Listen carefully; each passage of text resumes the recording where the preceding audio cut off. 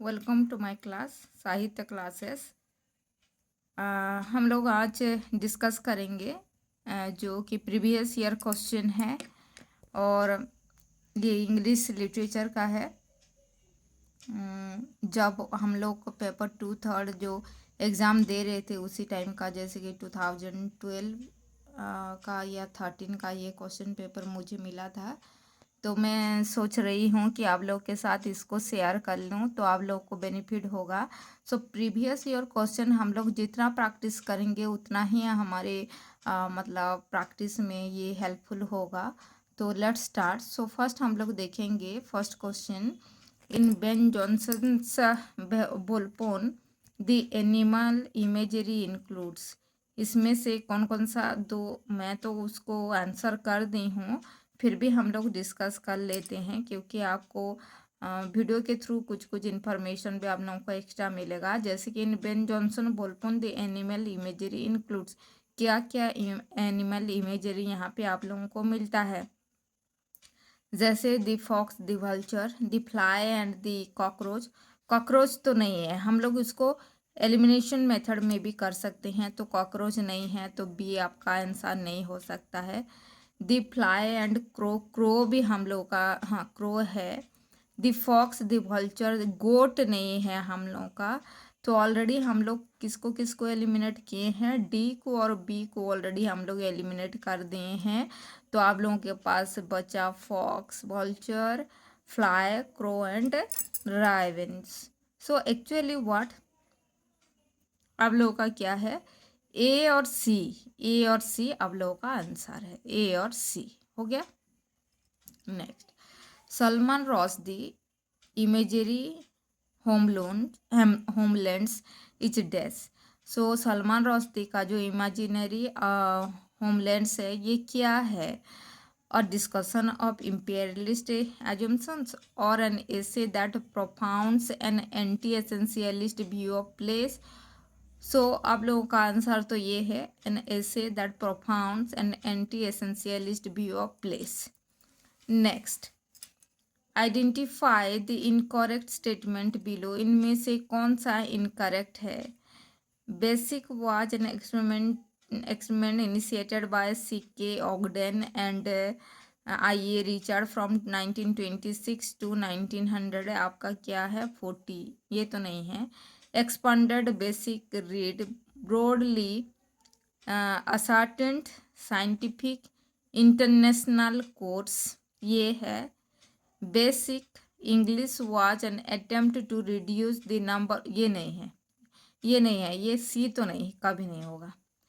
While keeping to normal constructions, basic field as an experiment because its documents were far too complicated and technical to understand. So B और D आप लोगों का answer यहाँ पे है। Next, items in a published book appear in the following order। So follow मतलब कौन से ऑर्डर में हम लोगों का पब्लिश्ड बुक अपियर होता है, जैसे कि आप लोगों का copyright page, foot notes, bibliography, index. Next, next आपका मैच द फॉलोइंग, हम लोग उसको मैच करेंगे। James Thomson, Oliver Goldsmith, William Cowper, George Crabbe, ये लोग कौन से ग्रुप के हैं। James Thomson, Oliver Goldsmith, William Cowper, George Crabbe. So ये है ट्रांजिशनल पोएट्स, ये हैं transitional poets. George Herbert, Henry, इसको तो आप लोगों को जरूर ही मालूम होगा। George Herbert, Henry Vaughan, Andrew marvel, Abraham Cowley, John Donne, आप लोग को पता है ये लोग हैं metaphysical poets. Next, Robert Brooke, Wilfred Owen, Siegfried Sassoon, Edmund Blunden, Robert Graves, ये हैं war poets. Next, W.H. Davies, Walter de la Mare, John Drinkwater, Robert Brooke, ये हैं Georgians poet. Understand. Next, the following phrases from the Shakespeare have become the titles of famous works. Identify the correctly matched group, इनमें से कौन सा group matched हो रहा है? तो पेल फायर किसके साथ है? आपका Vladimir Nabokov. Pale Fire Vladimir Nabokov. This Sound and the Fury, obviously what? William Faulkner. Rosencrantz and Guildenstern are dead. Tom, कौन है ये? Tom Stoppard. Under the Greenwood Tree, who is that? Thomas Hardy. Up Cake and Ale, Somerset Maugham. Understand? आपका answer आप लोगों को मिल गया है। So next हम लोग देखते हैं, नेक्स्ट क्वेश्चन पे आते हैं।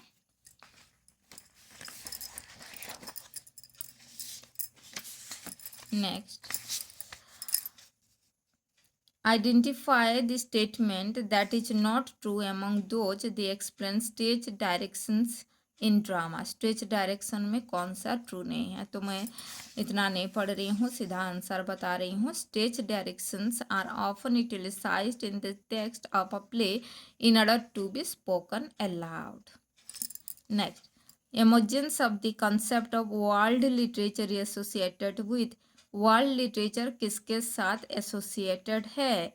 सो आप लोगों का क्या है? John Wolfgang von Goethe and your word Jonathan Goldfried had world literature. Gunter Grass Tin Drum is part of a trilogy known as the Denging Trilogy. The other two novels are The Cat and Mouse and Dog. Yes.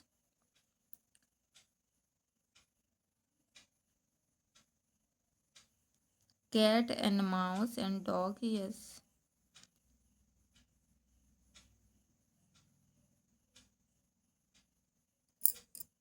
The Red and Cat and Mouse है ये।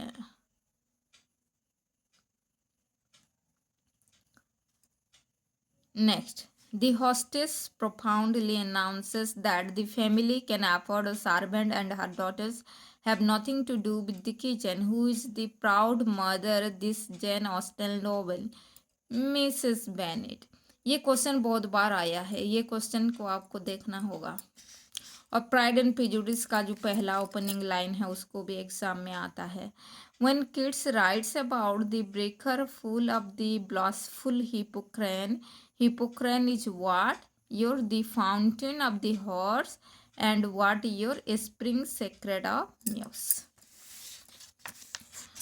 Next, which of the following statements are the prelude by William Wordsworth?